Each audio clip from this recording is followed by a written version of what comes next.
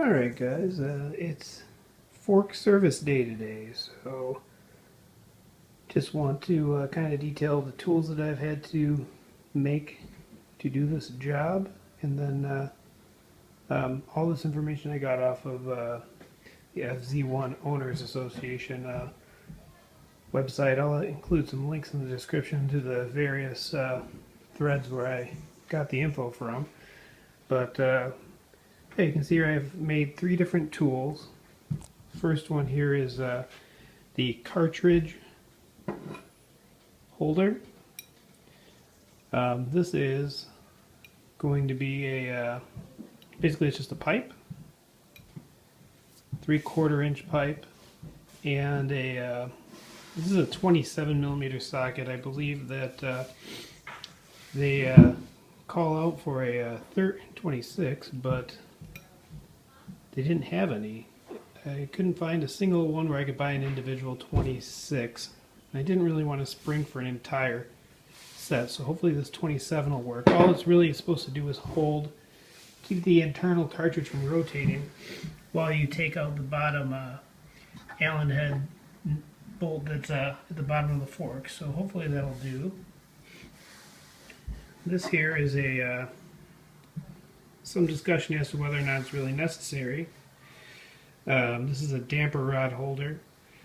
It's a 10mm nut, JB welded to another nut. This JB welded to a long carriage bolt. So this is just to allow you to hold the top of the damper rod. This is also, I don't know if I mentioned, this is also JB welded to the pipe. The last thing here is some it's 2-inch PVC, or ABS I guess in my case. Basically what you have to do is, you can kind of see here that I cut some slots in it, and then you use some hose clamps to reduce it down. So it'll actually slide over the pipe, and what you use this for is this is the fork seal driver. So that's what you use to press in the fork seals. So that's kind of the 3 tools that you need to make. And over here, don't mind the mess, obviously. Here are the 2 forks, and I'm going to go ahead and disassemble these. I'll try and take some videos here of the tools in use and kind of explain more about how they work, and show you what the insides of these things look like once I get there. Just want to point out that it is actually raining today. Luckily I have a little bit of a roof here to do my work on, but I think this is the 3rd time and the most substantial rain that I've experienced in the 5 months that I've been in California. Anyhow, I do have the fork cap unscrewed. I believe that's the right term for it. And you can see here, it's a fine thread there, so you do have a lot of turns to get it out. Once you back off the preload all the way, there is no real pop or anything like that. There's a small little, it popped out maybe like 1/8 of an inch. So you don't have to worry about it like parts going flingy anywhere at all or anything like that. And once I took it out of the vise, if I originally had the top of it in the old Workmate here, I originally had the top in there, so it didn't slide down, but as soon as you take it out, the inner tube will slide down into the outer tube.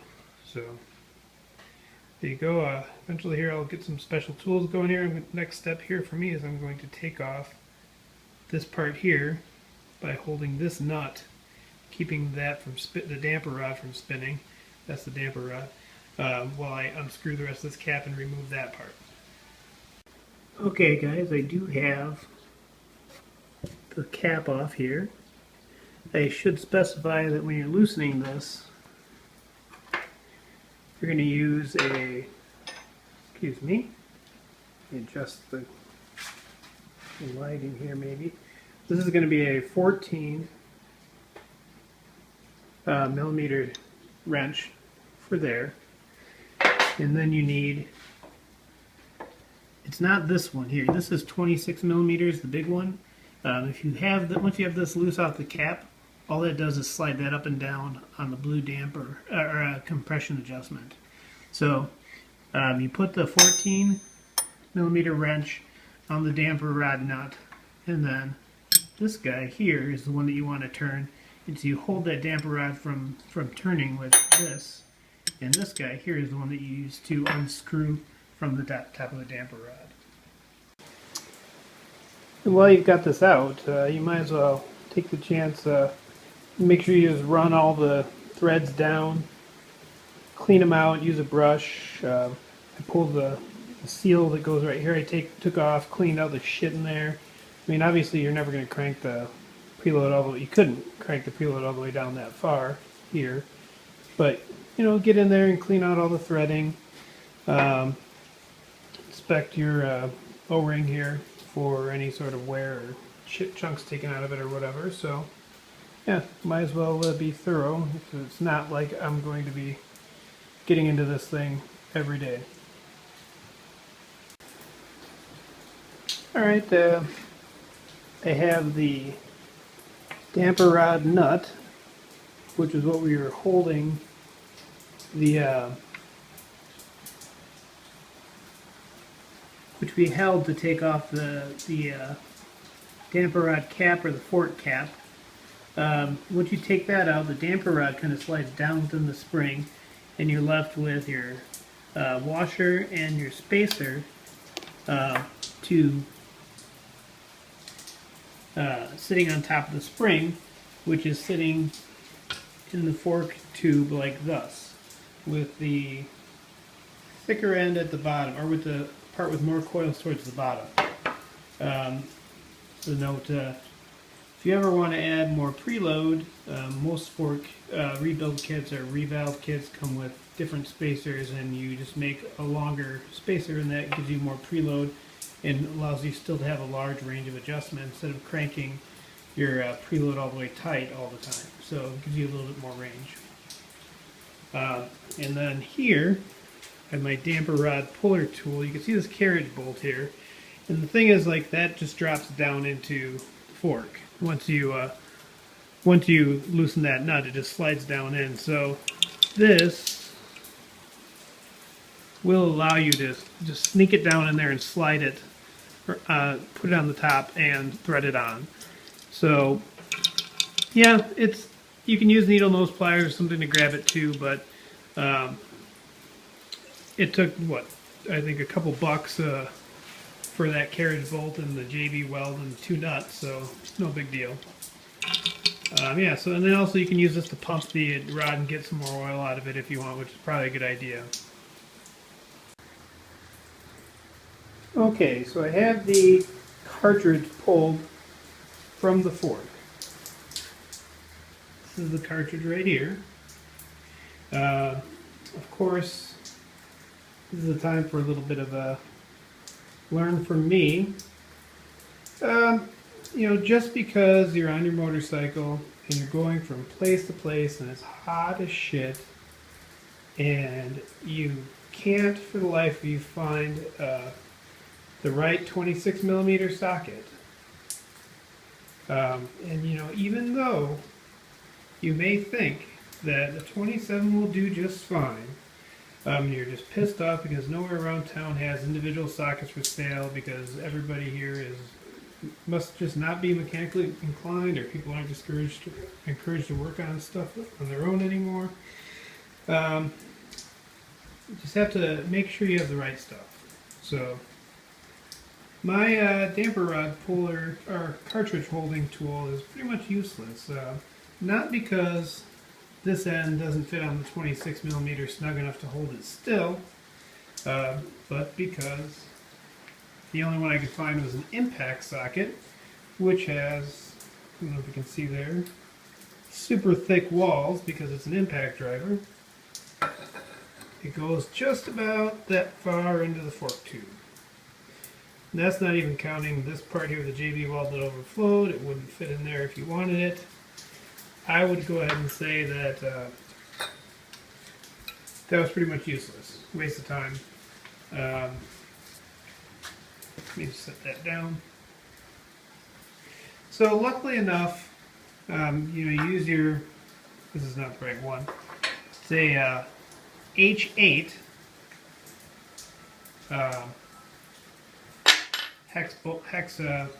Allen wrench, I guess, an 8mm Allen wrench. And I have sockets though, so this isn't the right one, but I have an 8mm socket. And I was able to put it up in the end here, like this. And I was able to break the initial lock from the thread lock.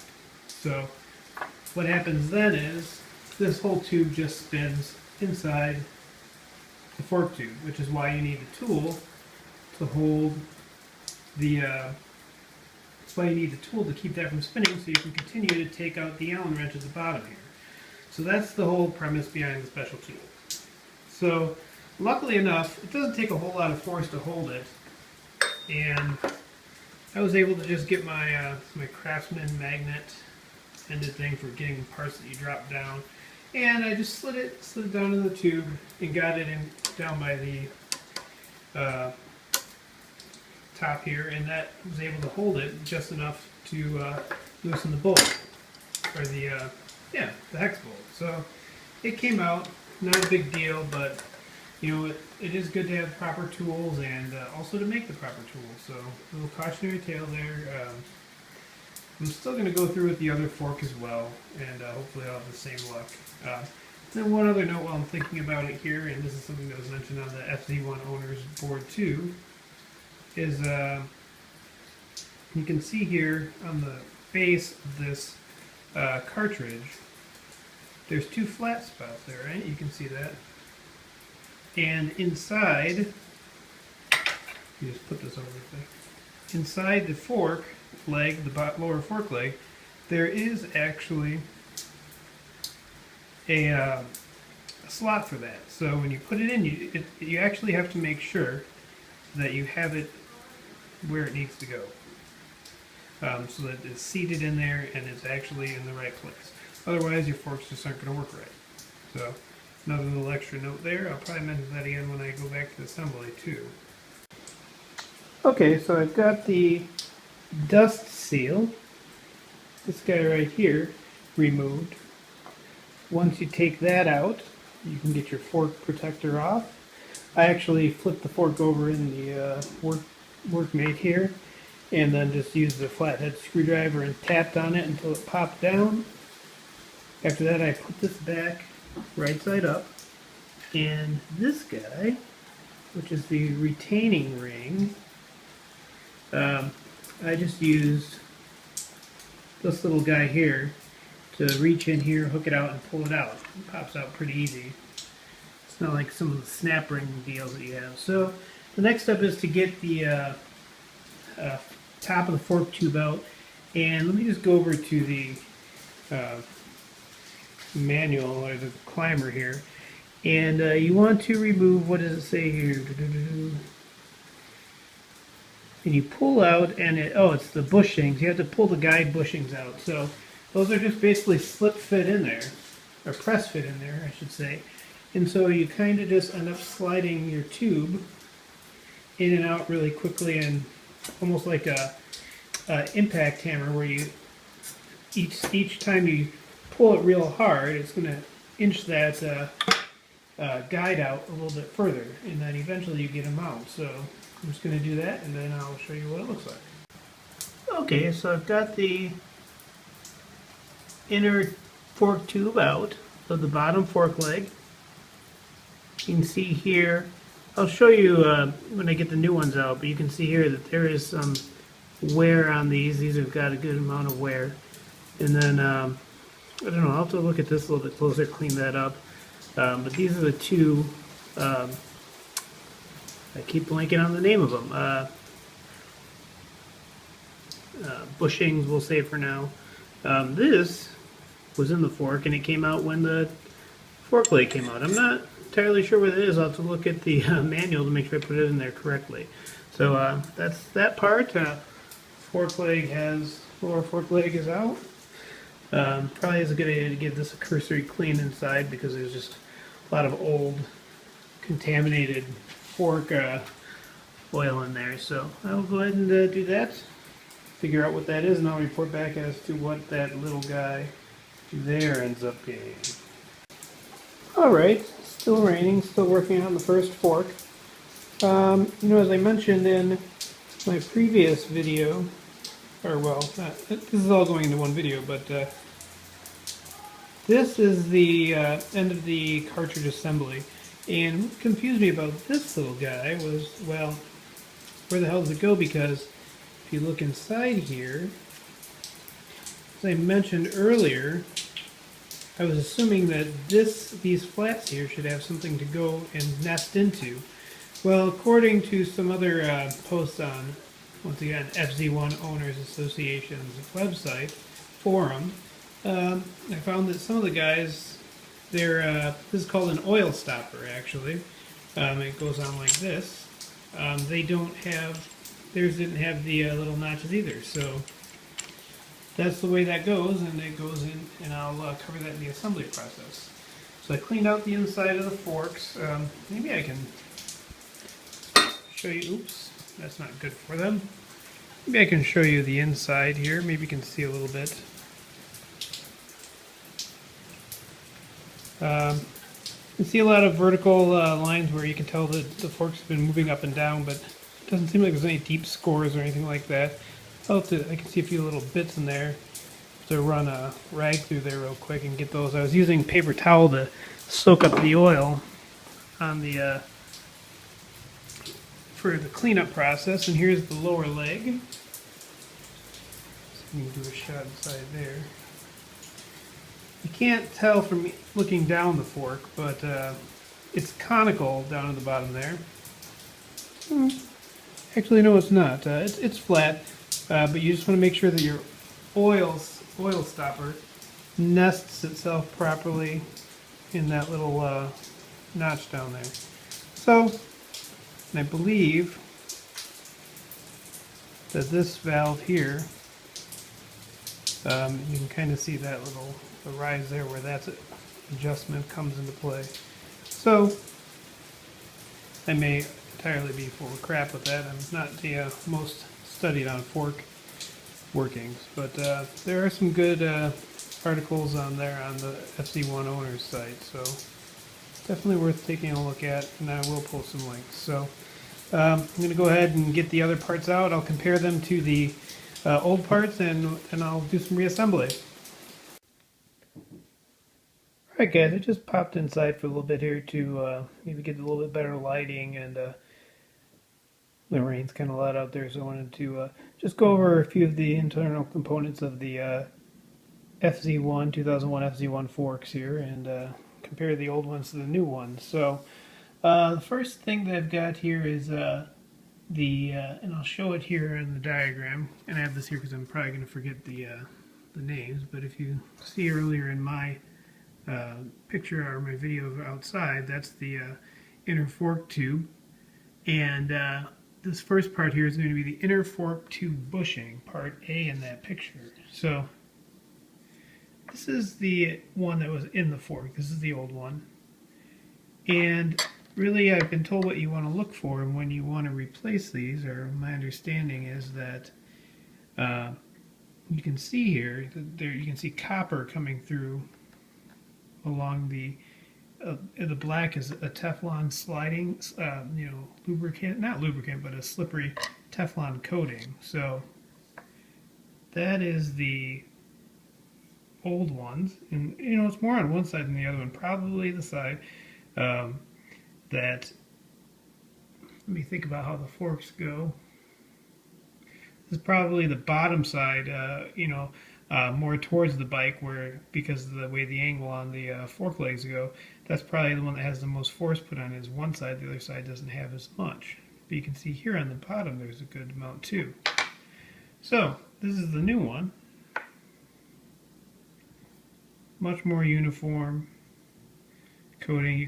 There's no real part where you can actually see like some bright copper through it. So that's the what's it called again? The inner fork tube bushing. And just a shot of the part number for that if you want it, if you need it.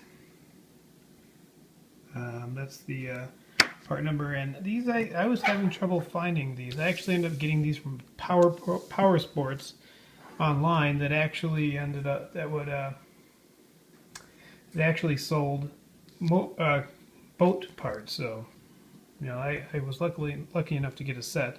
And this part here is going to be part B in that picture. That's the guide bushing, and this is the one that was inside.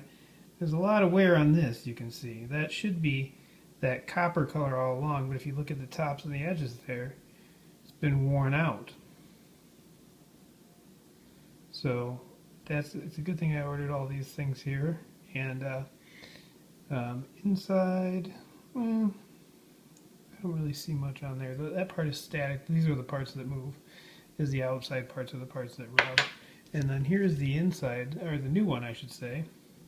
Now, people have said these ones here, these black dots, they're not bumps, and they're just kind of, they're still smooth right along there. So I'm not too concerned about them. And I did mention that on the FZ1 forum, and you know, they thought they were bumps at first and thought they should be a concern, but with the smoothness, I think it's just discoloration, probably because these are old parts. This does have like a oily, smoother coating on the inside, which does seem to be in better condition than the, it's not oily, it's just some sort of a coating on the inside that seems to be intact better than the old ones too. And here's the part number for that, and once again, that's the what is that guy called? The the backup ring. I believe that one is called the backup ring. Okay. Next one here is going to be part C on that diagram, and that's the oil seal. If you look at that, some people say that you can pound these flat. I'm going to try and just show you in comparison here. You know, they look the same. If you look at them from the top, they look the same. But if you go down here, let me see if I can get like an eye level view. You can see that that's not flush. It's actually kind of concave. And if I slide this one over here, the new one, you can see that it actually sits flush on the table.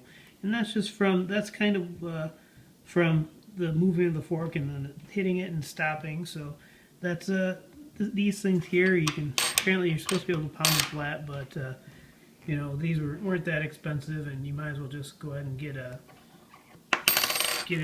new one. And these are, that's part number, you can see it right there, that's the oil seal. Alright, so make sure there, slide that over. Let's look at the next one. These are actually the fork seals themselves. These are the ones that go bad. This guy is rubber, and these things will slide up and down on the upper fork tube, or inner fork tube, I should say. And you know, there's really, I don't see a lot of difference between these. The differences are probably going to be so minuscule that it's hard to tell. Well, actually, this one here, if you look at it, it looks like it lost something here. You can see right here there's a divot, a dent, and this doesn't have it. Then also, if you look at the profile here, look at that. That's the new one compared to that. So there is a difference in between these two. I don't know if that is possible that that just wore off, or if somehow that just got lost. Maybe the forks were apart at some point before I had it. But this one here is the new one, and it does look like there is a difference between this one and the old one. And here's the part number for that, the fork seal. I don't know if I got the one for the oil slide. So here we go. Alright, here's another thing that you need to be aware of and look for. My inner fork tubes are pretty smooth and in pretty good shape except for one spot, at least on this one. You can see that little line there.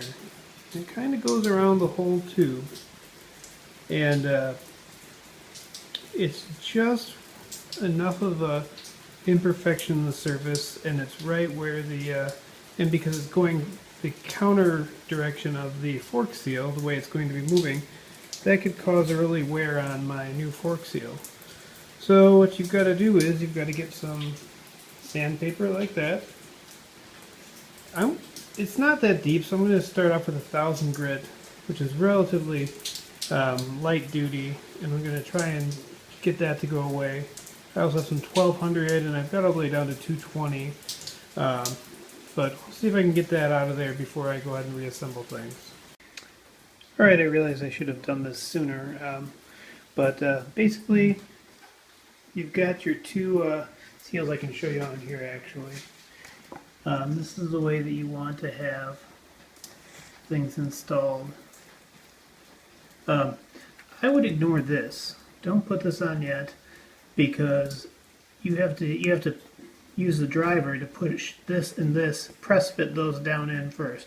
So I did this. I had to take it off, and now I'll have to redo that part. But I seated these in there, and they just kind of sat up a lot higher before.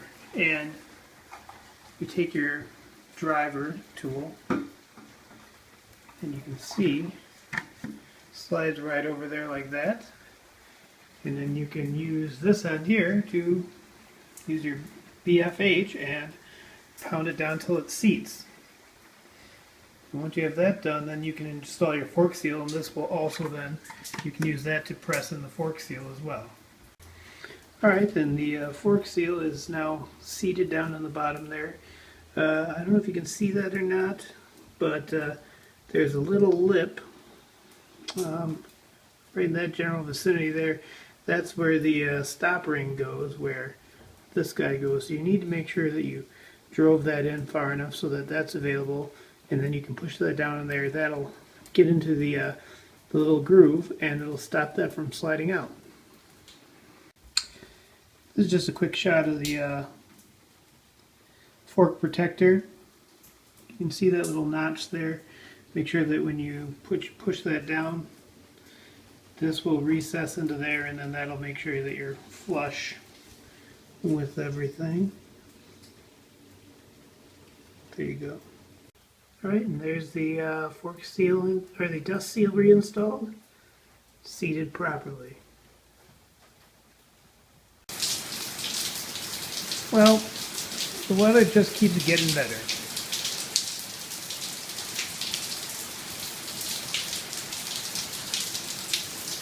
Everything's wet, the floor is soaked, inevitably, indirectly, even though there's the ledge. Luckily, the workbench is staying pretty dry, but I pretty much had to move every single thing as close to the wall as I can get it. I do have, I have my torque wrench out here, but I did manage to get the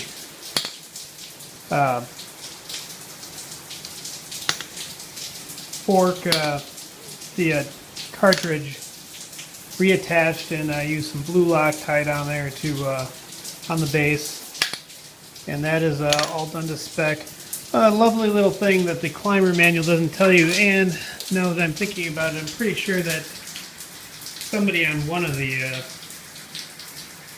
bunch of fork rebuild threads mentioned that this is bass backwards in here, but this oil stopper here, they have you doing that after you install the inner the inner fork tube.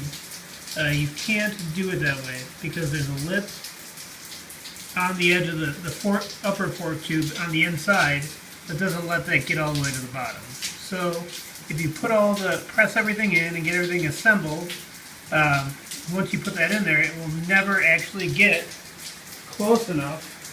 Where did I put my fork? It will never actually get far enough down into here so that the Allen head bolt can engage the damper rod. So, and if it did, you just wouldn't move at all. It'd be locked in. So make sure, and I'll maybe do a little bit better description of that, but you definitely want to make sure that this, you put your cartridge through the inner fork tube, slide it all the way through, put this on the end of the cartridge, then install everything as a whole. Alright, here's another tool that I've made. This is to set the fork oil level.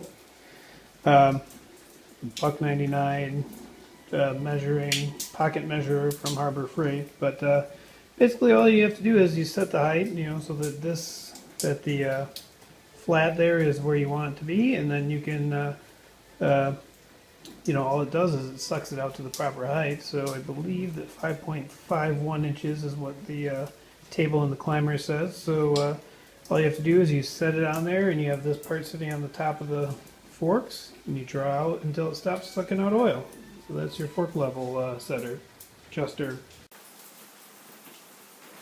Okay, so the nice thing about this is I've just gotten to the point where I am filling the fork with the fork oil. I'm using 7 weight, which I think stock should be 5, but you get a little bit more dampening out of the 7 with a little heavy.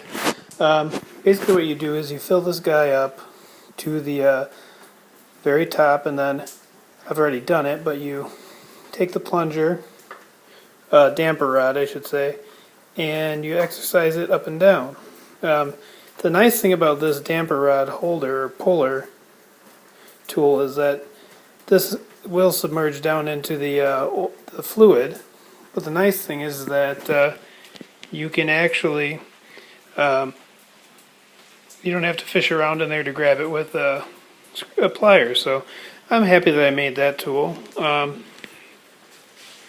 Yeah, so basically you do that, and then the other thing that you do is you want to take this, and this is going to be real stiff because I've already flushed all the air out of it, but you slide that up and you'll pump that back down, make sure it bottoms all the way out, and you'll end up seeing air bubbles in the actual fork oil as the air between the two tubes works its way out.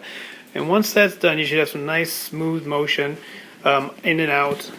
And the same with your damper rod. This should be real equal tension as you go up and down. You shouldn't have any real quick jerks or anything like that. So yeah, that's the next step. Now after you get that all done, you fill it up all the way and you drain out, and then you actually set the level with that tool that I just showed you before. Alright, so after you get your fork oil level set to 5.51 inches of height from the top of the tube, you install your spring with the closer ends in first. So the ends that are closer together, or the coils are closer together, those are the ones that go in first. The ones with the further apart here ones are at the top. After that, you pull up your damper rod using your tool. You seat your what do they call it? Let's just say it's a washer. Put your spacer back on, tighten down the top nut here, and then you're ready to put the cap on. Also, do not forget to put the damper adjuster rod back in there. Otherwise, nothing's going to work. Alright, so the cap's back on. Now the last step, well, not the last step, but one thing that you want to do here is you finger tighten that down, you holding on to the blue portion. That's all one piece, top and bottom. You can see that there's a gap between the damper rod nut and the cap. And what you want to do is you want to get a wrench on the top of the blue part, and then you want to take your 14, I think that is a 17? You get your 14 here, you want to actually loosen that until it tightens up onto the seats on the bottom of this blue portion. And what that's going to do is it's going to keep it from, it's kind of like a lock nut, it'll keep it from backing out or moving around. And it'll be one, basically essentially one piece at that point. Alright, with that done, that's tightened up.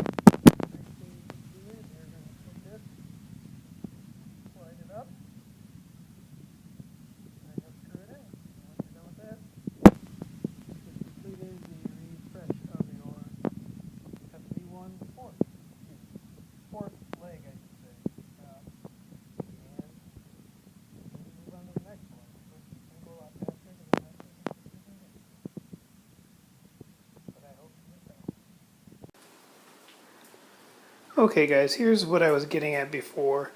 This is the other set of forks here. But what you need to do is, and what the climber manual tells you to do that's wrong, is it tells you to install this the way it is first, and then that this and the damper rod, like that, all go inside. That doesn't work because there's a lip in here that keeps that. This actually needs to be here. It doesn't go, see how it doesn't go any further? So you have to slide the damper rod through and make sure that this is all goes in one piece and gets seated in the bottom of your fork leg, rather than putting it in there, because it's not going to come through and you're never going to get your forks together until you pull it apart again. So save yourself a little time, get that in there, slide your damper rod through and make sure everything's in one piece, and then make sure you seat it in the bottom of the fork leg before you press these in. I'd almost say to go even so far as to seat it and install the Allen bolt on the bottom of the fork leg, so that's seated right before you press this on. So yeah, hopefully that'll help. That's a little tip that might save you some time.